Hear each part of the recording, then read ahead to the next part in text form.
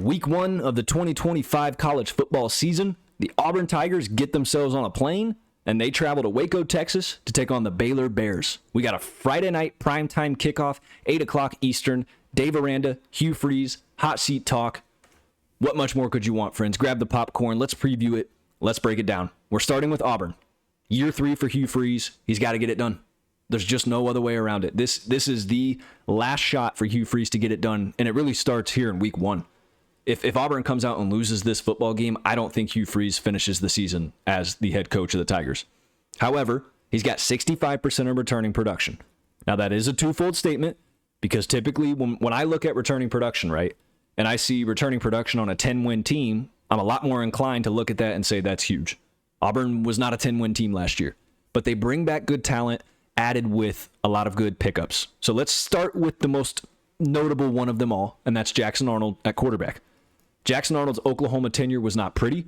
There really wasn't a lot to show for it, and we really don't know what we're going to get out of Jackson Arnold. But I think having a coach like Hugh Freeze, who's had offensive success at Ole Miss, he's had success at Liberty, he's been a good quarterback coach, I think this pairing could find something special.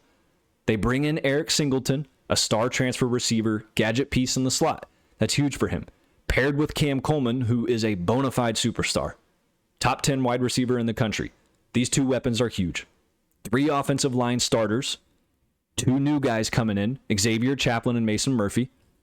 That's going to be a good unit. You have experience on the offensive line. Pass pro will be good enough for Jackson Arnold. The biggest question mark is the run game. That's the biggest question mark. Jarquez Hunter's gone. Auburn has to be able to run the ball. And the reason I say that is because if Auburn can't run the football effectively, I don't know how confident I am in Jackson Arnold putting up 500 yards and 4 touchdowns just to get out of here with a win. Now, to even say that is wild because this was an offense that was 93rd in the country in points per game last year and 123rd in red zone scoring. 71% red zone efficiency last year. That is terrible. Absolutely terrible. Nearly 30% of the times Auburn got the ball in the red zone, it wasn't through the uprights or it wasn't in the end zone. That's got to be better this year, you guys. It has to be. Jackson Arnold has a chance to have a really resurgent and special season with Hugh Freeze. The weapons are there. We'll see what the run game does. Damari Alston will probably be the starting running back. He's got big shoes to fill. If they can just at least average 3 to 4 yards a carry, somewhere within that ballpark, and find a little bit of consistency in the run game, force Baylor to have to come into the box, I think they're going to have success. They can spread the ball out with that being said.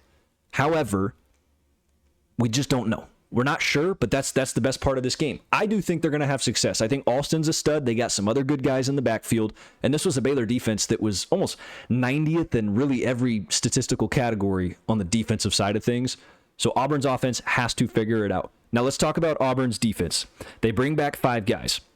They added some safety depth. This was a top 30 defense last year. I think the safety position wasn't really the weakest part of it. This was still a good unit that kept them in a lot of games that they really had no business being in. So this year, they've added some good complementary pieces. I still think they're going to be a good unit. They don't need to be great. All they need to do is replicate what they did last year and get some help from the offense. They bring in Jacoby Matthews, Texas A&M safety. Stud. They bring in 4 corners out of the portal as well. So adding a lot of depth to that secondary defense. One of those is Rayon Strader, who led the country in pass breakups last year. So that's a big one to watch for. I think he'll probably start week 1. I would be shocked if he doesn't. That secondary is going to be talented. They're going to be good. They bring in Malik Autry on the defensive line to add size, which they already have plenty of on that defensive line. They have the speed. They're going to cause havoc for Baylor. They're going to outsize that offensive line. They're going to be faster. How well does Auburn play? They have to play well. The pressure will be on. We'll see how they respond to that. Hugh Freeze, it hasn't been a great tenure. So we're going to see if this team buys in and this portal class mixed with, 65% of returning production is able to put something special together. But look for Auburn to come out and get Eric Singleton and Cam Coleman involved early. Now, let's talk about the other side of the field here. We're talking about Baylor, Dave Aranda. Year 6 for Dave Aranda, 31-30 record. He's won a Big 12 championship, and ever since then, it's like we've just slowly tailed off the deep end. Last year was what felt like we were completely off the deep end. It felt like he was done, bags were packed, Dave Aranda's out of Waco. He ends up finishing one of the hottest teams in college football. They win a bowl game, and they add some good talent. They also bring back 13 starters. Okay, that's tied for the 5th most returning starters in the country out of any college football team.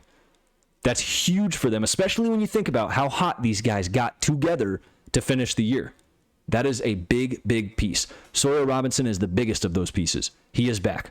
I do think Sawyer Robertson is a sleeper, man. I think he has all the tools to be one of the best quarterbacks in the Big 12.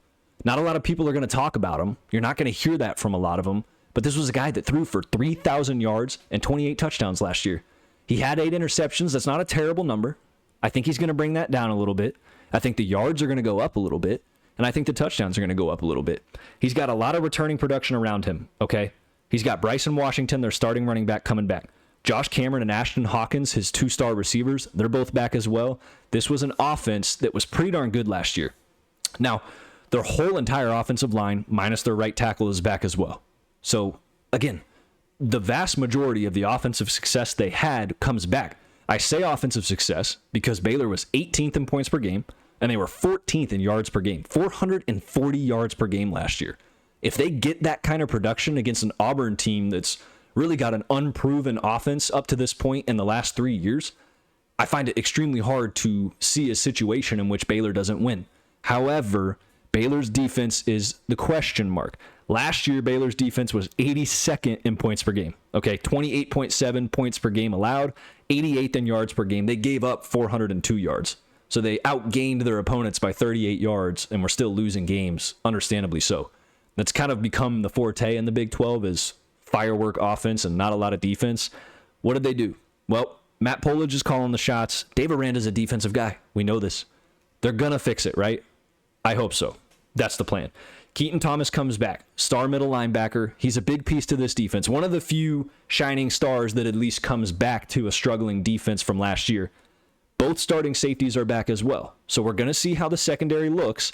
Again, Baylor's got speed. That's one thing they do have. They're going to be outsized, but they have speed. The biggest thing is going to be the matchup on the outsides against Cam Coleman and Eric Singleton. How do you slow those guys down? You can't play man against them. They will blow right past you.